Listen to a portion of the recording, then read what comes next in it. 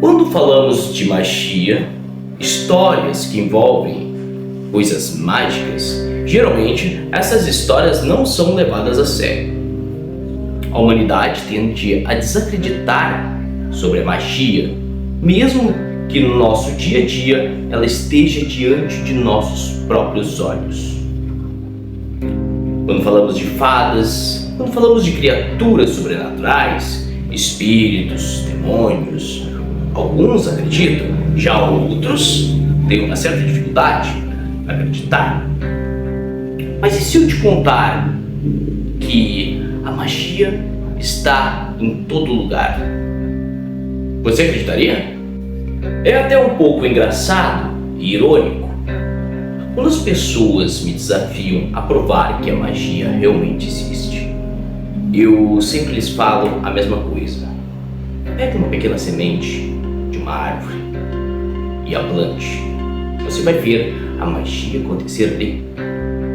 Uma pequena semente se transformar em uma grande árvore que pode durar por décadas ou até séculos. Uma vida que surge no ventre de uma mulher, um corte em uma ferida sua, que se cura ao decorrer do tempo. Isto não é magia? Há alguns ainda que rebatem esta minha ideia, dizendo que isto não passa de ciência. E a pergunta que eu faço para vocês é a seguinte: não seria a magia um tipo de ciência ainda não explorada? Bom, a história que eu trago hoje a vocês é um pouco complexa, repleta de magia, de criaturas sobrenaturais. E essa história é real. Olá, eu sou Gabriel Strack e hoje no Baú do Anansi eu vou retirar uma história. Para contar a história de hoje, eu vou ocultar alguns nomes, colocando nomes fictícios aqui. Porém, a história que aconteceu é totalmente real. Não quero que vocês se assustem, é claro. Porém, tome cuidado. E se você ficar no vídeo até o final, você vai descobrir uma forma de se proteger contra criaturas sobrenaturais, magias, feitiços de bruxas poderosas. Fique até o final do vídeo para descobrir. Esta história se passa há alguns anos atrás com uma amiga, antes mesmo de eu a conhecê-la. Ela estava em um relacionamento, digamos que no mínimo conturbado. O seu parceiro sofria de uma forte depressão, uma depressão profunda. E ele, para acalmar os seus sentimentos da depressão, começou a utilizar drogas. As drogas ilícitas começaram a ficar cada vez mais pesadas e destruíram sua vida, tanto em carreira profissional, quanto também em sua vida particular, namoro e amigos. A minha amiga começou a sofrer naquela relação, passar por diversas dificuldades, no qual ela não podia mais continuar. Chegou um momento onde ela teve que escolher o permanecer naquilo e cair na depressão profunda junto com seu parceiro, ou deixá-lo, já que ele não aceitava ajuda. E ela escolheu deixá-lo. Quando ela deixou o rapaz, ele tomou uma atitude drástica e se suicidou. Quando essa catástrofe aconteceu, minha amiga tomou as dores da catástrofe. Ela acreditou no fundo do coração dela que aquilo tinha sido culpa dela e não adiantava ninguém dizer ao contrário. Ela começou a entrar numa depressão também. Essa depressão começou a afundá-la cada vez mais no dia a dia. Para quem não sabe, a depressão é uma um tipo de doença terrível que se espalha pela humanidade do século XXI. É o tipo de maldição que corrói de dentro para fora e vai destruindo a sua vida aos poucos.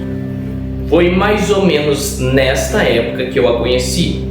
Nesta época, eu passava por uma depressão também. Nossos sentimentos em comum nos aproximou e ali surgiu uma bela amizade. Nós nos misturamos com um grupo de amigos de 5 pessoas que tinham interesses em comum. Nos tornamos uma irmandade, um ajudava o outro, mas a depressão continuava a nos atormentar, principalmente ela. Ela, talvez, do grupo, fosse a que estivesse num caso mais avançado. Talvez o nosso grande erro na época tenha sido não ter procurado uma ajuda profissional. Mas, como eu disse, nós tínhamos interesses em comum, além dos nossos próprios sentimentos que se assemelhavam, nós tínhamos um certo gosto pela magia. E eu tinha um conhecimento já na época de coisas que eu pesquisava ao decorrer dos anos. Então eu resolvi fazer uma medida de proteção, um escudo celta muito antigo que eu peguei na Deep Web. Isso lá em meados de 2011 ou 2012, quando eu gostava muito de ocultismo. Para fazer esse escudo, eu precisei pegar uma amostra de DNA de cada um dos integrantes do nosso grupo. Afinal, se eu fosse fazer um escudo, seria necessário que todos do nosso grupo estivessem protegidos. E o escudo permitia que nós colocássemos quantas pessoas quiséssemos. E foi o que eu fiz. Eu produzi um escudo que, em resumo, é mais ou menos assim. Você pega uma tigela de madeira ou de ferro puro, você coloca sal grosso e forma um desenho de uma cruz celta com sal grosso. No meio deste desenho, você deve colocar um papel com o nome de cada pessoa que você quer proteger. Observação: o alfabeto utilizado nesses nomes deve ser o Oan ou Ogan, que é o alfabeto dos druidas. E ali é colocada também uma amostra de DNA para que a energia da pessoa entrasse em contato com o escudo e o escudo entrasse em contato com a pessoa. Após fazer o escudo, é necessário fazer uma oração no qual você invoca o poder dos 4 elementos primordiais da natureza e a força do seu espírito também, para energizar aquele escudo e torná-lo ativo. E foi o que eu fiz. Em uma noite dessas, foi o que eu fiz. A minha surpresa não foi quando eu fiz o escudo. Eu deixei o escudo embaixo do armário do meu quarto à noite e fui me deitar para dormir. Quando eu menos esperei, aquele escudo pegou fogo, sem explicação nenhuma. Ele simplesmente pegou fogo. O sal que estava no escudo queimou, ficou preto. E os papéis que estavam ali com nossos nomes e nossa amostra de DNA também queimou. Mas havia um detalhe muito interessante nessa história, pois somente 2 papéis haviam queimado. E esses 2 papéis que queimaram, continham o meu nome e o desta minha amiga. Em algumas descrições que eu peguei na própria Deep Web, tinha detalhes de que espíritos comuns não conseguem destruir o escudo. Entretanto, algumas criaturas, seres mais poderosos poderiam tentar nos atacar e, em vez de nos acertar, o escudo se quebra. Mas o escudo faria o seu papel ali. O que foi que aconteceu? Nossas teorias começaram a pipocar na cabeça.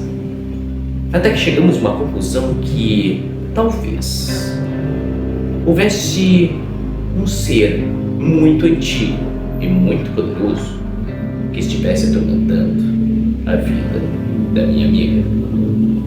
Este ser havia atormentado antes a vida do parceiro dela e conseguiu levar a sua alma.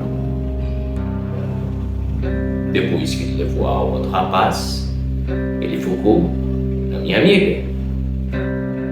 Eu, quando fiz o escudo, a protegi de alguma forma. Ele se irritou e tentou me atacar também. E foi então que o escudo se quebrou. Bom, essa, é claro, é uma das teorias que nós produzimos. A teoria que nós mais acreditamos até os dias de hoje. A história começou a ficar cada vez mais tensa, pois sabíamos que agora havia algo sobrenatural atrás de nós. Eu refiz o escudo. O escudo não se queimou novamente. Nós percebemos que a nossa vida começou a melhorar naqueles dias. Estávamos mais alegres. Nossa vida estava indo para frente de alguma forma, até que o escudo se quebrava de alguma forma. Talvez em razão do próprio tempo, afinal, o sal se desmanchava, talvez pela umidade do ar, ou talvez por algo sobrenatural, isso eu não saberia dizer. Mas ainda acredito que o escudo fez o seu papel importante na história. Mas nós não poderíamos viver o resto da vida em base de um escudo, em base de magia, pois se esse escudo quebrasse e ele nos atacasse de novo. Então, eu estava com uma ideia drástica. Eu iria fazer uma viagem astral. Havia feito somente uma vez na vida. E eu iria encontrar com essa criatura. Eu precisava de um âncora, alguém que me puxasse de volta ao mundo material, caso desse algo errado. A minha ideia era pegar o nome dessa criatura. O nome, eu poderia então expulsá-lo de nossas vidas. Bom, vamos resumir essa história. Eu não precisei fazer nenhuma viagem astral. Os escudos funcionaram por um tempo e não precisei fazer mais nada. Nossas vidas melhoraram por algum tempo. Se você gostou dessa história, não deixe de curtir, comentar se você tem uma história semelhante ou se você conhece uma história semelhante. Ah, e principalmente não deixe de se inscrever no canal Baú do Anansi. E deixe aí nos comentários se você quer que eu faça um vídeo especial ensinando a fazer este escudo celta. Caso você esteja precisando, é claro, né? Afinal, proteção nunca é demais.